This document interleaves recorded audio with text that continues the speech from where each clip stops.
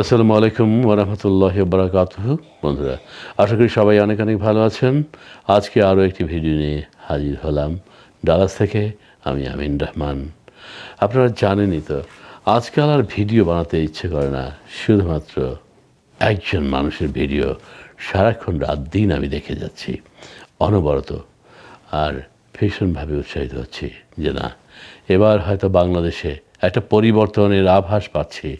আর তিনি হলেন আমাদের নবনির্বাচিত হবিগঞ্জের এমপি ব্যারিস্টার সাইদুল হক সুমন। স্যালিউট সুমন ভাই, আপনাকে আরও একবার।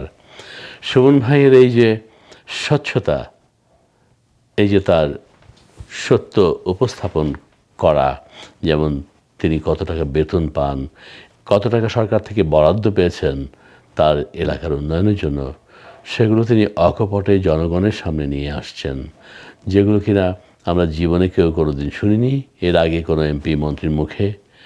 আর আর এই জিনিসটাকে বিতর্কের মধ্য দিয়ে উপস্থাপন করেছেন সংসদে আমাদের স্বৈরাচার এরশাদ সরকারের এক তথাকথিত এমপি, যার নাম মুজিবুল আলম চুন্নু বোধহয়।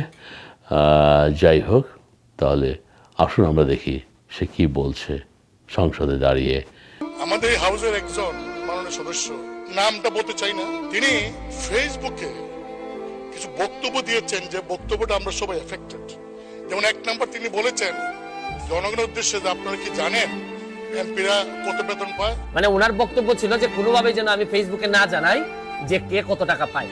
আমি যে আমার এলাকায় বলছি যে আমি 29 কোটি টাকা পাইছি বরাদ্দ, আমি কি কোনো কথা মিথ্যা বলছি? মিথ্যা বললে উনি আমার বিরুদ্ধে ব্যবস্থা নিক।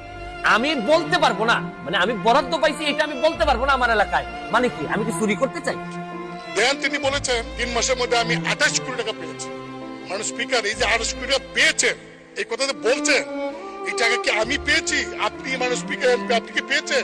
আমার কেন জানি মনে হইতেছে যে মুজিবুল হক চুন্নু সাহেবের হয়তো আমি বলে দেওয়াতে সমস্যা হচ্ছে, যে উনার মনে হয় রাজনীতি করাটাই পেশা, এটা থেকে উনি সবকিছু নির্বাহ করেন কিনা আমার জানা নাই। স্পিকার, আমি আপনাকে বলছি কেন, আপনি হলেন এই সংসদের গার্ডিয়ান। আমাদের কোন সদস্য যদি এমন কোন কথা বলে যে কথায় প্রধানমন্ত্রী মানে স্পিকার সহ 349 জন এমপি সম্পর্কে মানুষের কাছে ভুল বার্তা যাবে, তার সস্তা জনপ্রিয়তা অর্জন করার জন্য যদি এই ধরনের কথা বলে ভুল বার্তা যায়, সেই বিষয়টা আপনি দেখতে পারেন। আরে কি আশ্চর্য কারবার, 349 জন এমপির নাকি বদনাম হচ্ছে। একটা মানুষ এমপি হওয়ার পর তার বরাদ্দ সে বলবে না? উনি তো এরশাদের স্বৈর শাসক এরশাদের একজন নেতা হয়ে উনি বঙ্গবন্ধুর আদর্শের সৈনিকের, প্রকৃত আদর্শের সৈনিকের মুখোমুখি এই প্রথম সংসদে হয়েছেন মনে হয়। এর আগে হয়তো তীব্রভাবে কারো মুখোমুখি হন নাই, এই জন্য উনার একটা গাত্রদাহ। আর এত গাত্রদাহ কিসে? দেখলেন তো?